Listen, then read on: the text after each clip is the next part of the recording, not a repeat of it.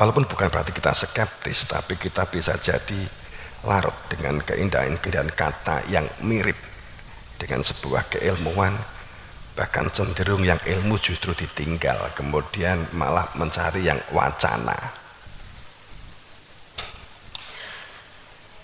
Itu terjadi zaman Nabi Muhammad, itu terjadi di zaman Nabi Isa, itu terjadi di zaman Dzulkifli, itu terjadi di zaman Nabi Musa, itu terjadi di zaman Nabi Ibrahim, itu terjadi di zaman Nabi Daud, itu terjadi di zaman Nabi Nuh. Apakah sekarang juga seperti itu? Walau a'lam bi shawab bi murabi.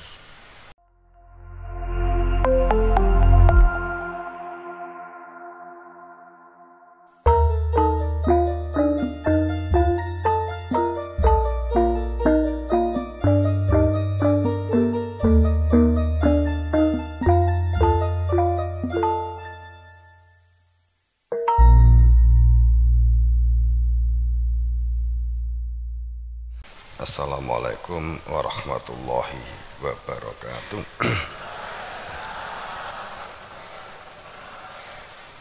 Bismillahirrahmanirrahim. Alhamdulillah, la haula wala quwata illa billahil azim. Allahumma shalli ala sayyidina Muhammad wa ala ali sayyidina Muhammad. Wa qul ja'al haqq wa zaqal batil innal batila kana zahuqa.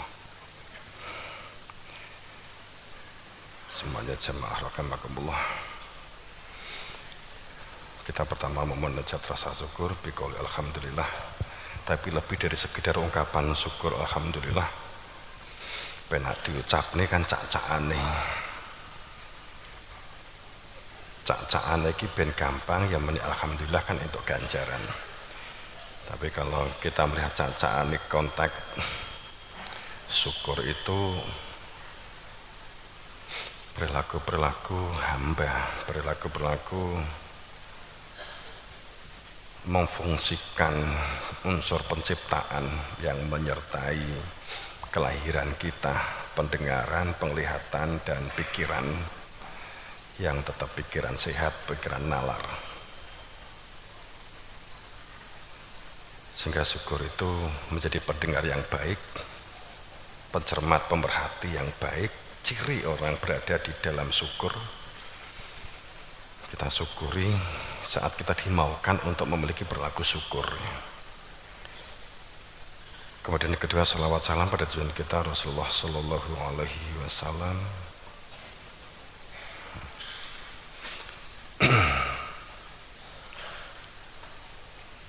Pun pada saat kita berbicara tentang salawat,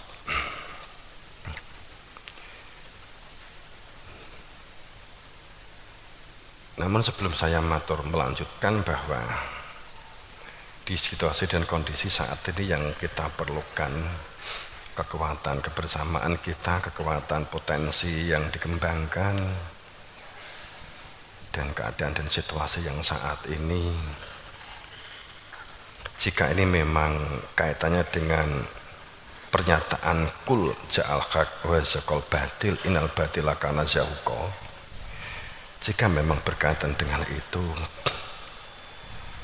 nubuat atau penghentikan para nabi, para rasul pada umatnya di zamannya saat itu, pada saat Allah menampakkan haknya dan menenggelamkan segala bentuk yang lalim, yang batil, selalu terjadi pertentangan-pertentangan karena ketidaknyamanan satu kelompok atau beberapa kelompok yang berada di dalam hegemoni keduniaan saat sudah merasa mapan dan nyaman terkait dengan apa yang telah diyakini. Kemudian pada saat ada yang hadir, ada yang datang dianggap baru, penjelasan-penjelasan yang dianggap baru, maka membuat suatu tandingan-tandingan yang mirip, yang disitir dari Rasul sebelumnya dan tidak mengakui rasul yang fakta yang ada di antara mereka. Sehingga dalam jangka waktu lama akhirnya terjadi bias, terjadi pembeloan, akhirnya pembenaran saat titik tertentu terkait dengan pembenarannya itu ternyata banyak pertentangan, mencoba membuat musyawarah seperti konspirasi atas apa yang diyakini sebagai kebenaran yang padahal pembenaran, untuk tidak menerima ajaran yang dibawa oleh Rasul yang ada di saat itu. Umpamanya di zaman Nabi Muhammad itu pengikut-pengikut yang ada di saat itu tidak bisa menerima apa yang disampaikan Nabi Muhammad, kemudian mengkuatkan buku-buku atau kitab-kitab yang berkaitan dengan Taurat, Injil, Zabur. Saat Nabi Isa turun, orang-orang di zaman yang saat Nabi Isa tidak bisa menerima sehingga memperbanyak buku-buku, kitab-kitab yang berkaitan dengan Nabi Daud. Demikian seterusnya, itu terulang dan terulang. Sehingga pada saat ada ja'al haq, saat ada ungkapan bal naqdhifu bil haq alal batil, saat hak dilempar sebagai keniscayaan untuk menenggelamkan yang batil, untuk dihancurkan, maka ada satu peristiwa-peristiwa besar yang sepertinya kondisi saat yang sedang kita hadapi saat ini yang kita sebut dengan pandemi. Enggak mungkin kita menyebut ini bencana, enggak mungkin kita menyebut ini azab, maksud saya azab yang diberlakukan seperti orang-orang di masa lalu. Azab itu kan anomali, kejadian luar biasa yang tidak semestinya, itu kan bagian dari azab. Peringatan itu kan juga anomali, peringatan gak mempan kan kemudian diunggahke kan menjadi sebuah azab. Anomali hebat, kejadian yang tidak normal yang tingkatnya lipat-lipat kan menjadi azab saat tidak segera mengambil posisi sadar. Tetap seperti berlaku di orang-orang yang masa lalu dengan mengatakan bahwa azab itu hanya berlaku, orang di zaman Nabi Muhammad mengatakan azab itu hanya berlaku untuk zaman dahulu. Kemudian yang kedua, hanya berlaku pada orang yang berdosa, hanya berlaku pada mereka yang nantinya ahli neraka, tidak pada orang-orang yang beriman.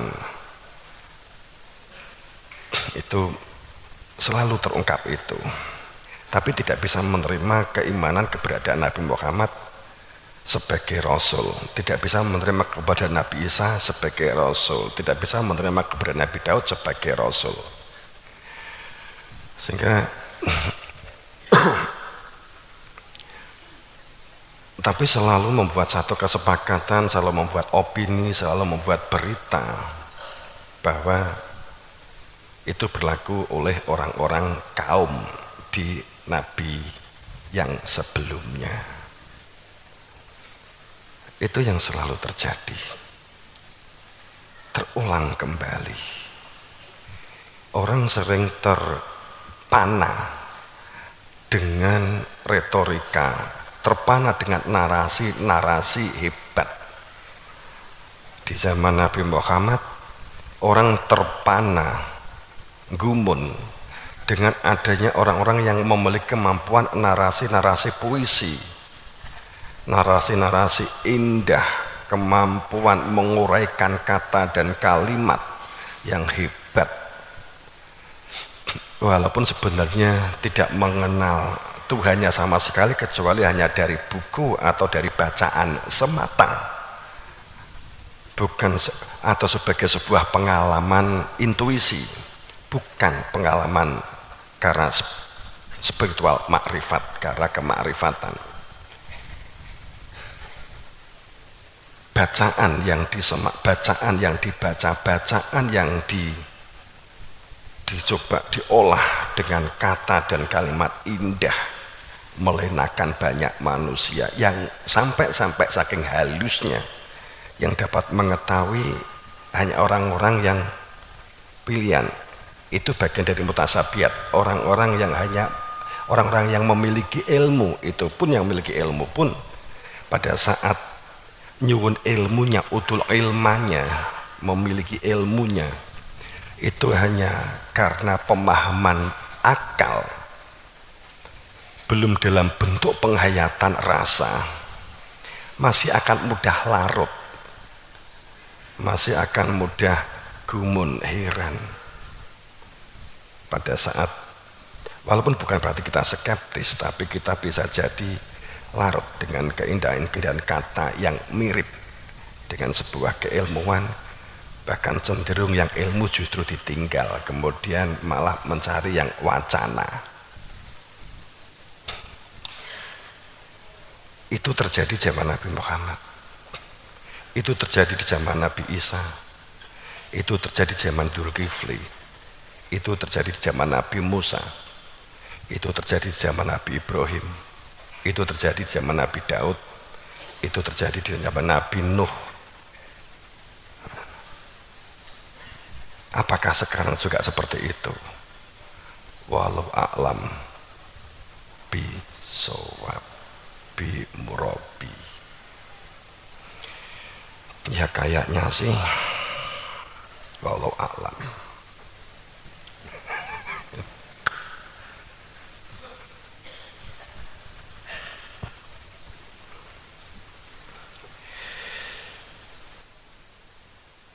Akan diperlihatkan oleh Allah saat menghadapi fakta-fakta secara nyata, fakta-fakta hidup, permasalahan-permasalahan sosial, permasalahan-permasalahan pemerintahan, permasalahan-permasalahan tentang kerakyatan, permasalahan-permasalahan tentang negara,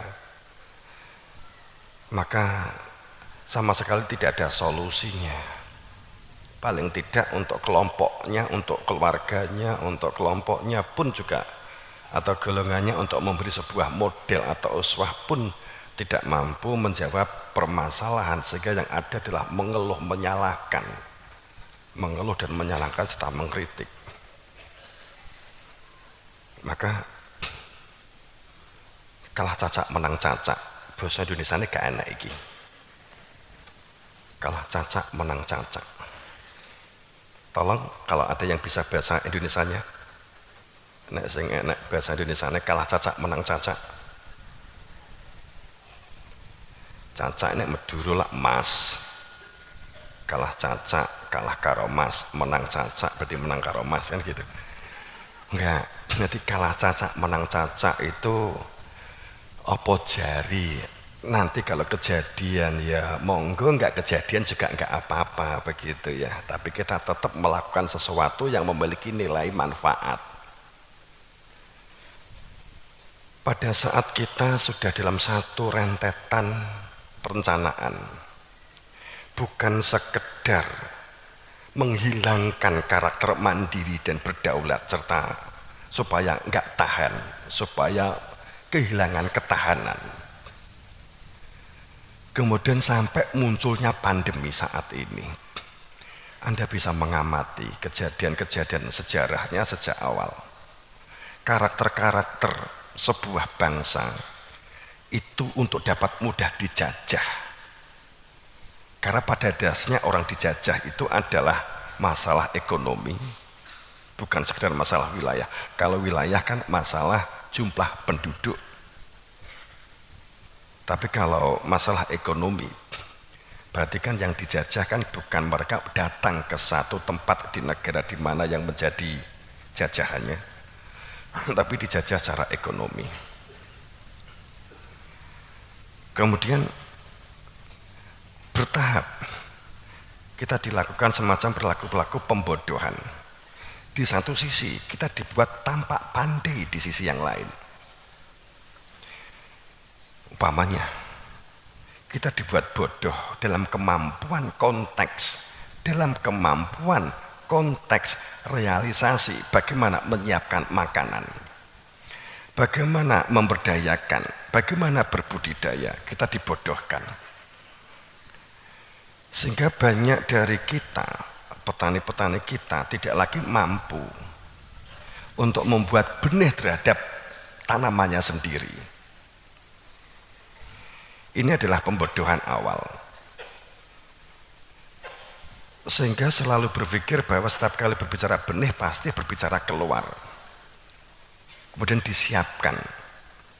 Tapi juga diberi peluang bagi yang ingin memberdayakan diri melakukan budidaya benih, silakan, tapi ada izin yang harus dilakukan.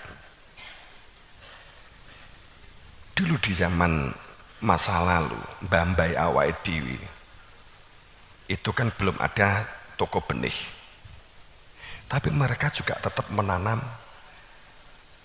padi, jagung, deli. Kaya mbiyen ku ngene, mesti ini loh ya logikaan saya loh ya. Toko-toko pertanian mestinya zaman Mojopahit rong enek mestinya. Mesti ini loh ya. Gitu. Wong kalau kita tanya dia juga berdiri ya paling ya wes zaman-zaman Indonesia. Mbahmu mbiyen nek nandur winih piye carane nek tuku ndek ndi? Budal di Cina, budal di India. Petani sekarang kalau ditanya apa iso gawe benih? Gak iso, harus beli. Katakanlah. Kemudian saya hanya memberikan contoh konkretnya saja yang berkaitan memudahkan saja gitu. Bawang itu sekarang ini komposisi prosentasenya besar sekali bahwa kita tidak bisa berbuat apa-apa, boro-boro benih. Maksud saya boro-boro produktivitas hasil dari bawang atau bawang putih. Boro-boro benih, apalagi benih. Kita nggak mampu melakukan lagi. Ketahanan pangan di wilayah bawang kita sudah kalah. Kemudian kita sering mendapatkan juara. Pokoknya di SMP kita, di SMA kita begitu ya. Kita sering juara biologi, kita sering juara IPA. Di dalam biologi itu botani, di dalam botani itu adalah tentang tanaman, di dalam tanaman itu tentang bawang. Mendapatkan, jadi satu sisi bawang digerogoti, kita nggak lagi bisa mandiri, tapi anak-anakmu dikai hadiah terus menerus. Jadi kowe nandur bawang wis gak iso, tapi kowe bangga anak saya untuk juara biologi. Bidangnya apa? Nggawe bawang. Bawang apa? Bawang goreng. Kan itu yang terjadi. Seiring dengan waktu, kita tidak lagi belajar bahwa di dalam kandungan bawang oksalatnya sangat tinggi upama. Asam aminonya yang dapat menghidupkan hormon ada di dalam bawang. Zat-zat anti kanker ada di dalam bawang. Enzim yang dapat mentransformasi hormon menjadi sesuatu yang bermanfaat ada di dalam bawang. Kita sudah tidak lagi menyentuh, kita sudah dikendalikan oleh di luar diri kita. Dampaknya apa? Maka mulai banyak orang yang stroke, mulai banyak orang yang saraf, mulai banyak yang kena urat, asam urat, asam urat, asam urat gitu kan, enak sing blimbing urat, enak sing urat sapi. Akhirnya kita sudah kalah segala-galanya, akhirnya berdampak pada kesehatan. Sehingga pengetahuan tentang bagaimana mengatasi permasalahan-permasalahan yang ada saat pandemi ini datang, yang ada kita kebingungan, supaya kita ketergantungan dengan obat tertentu yang telah dalam kendali mereka, kendali kapitalis umpamanya. Maka sudah sewajarnya jika kita banyak penyakit dan kita banyak mati karena kita sudah tidak mengetahui fungsi makanan yang ada di depan kita, yang ada di dapur itu sesungguhnya adalah obat.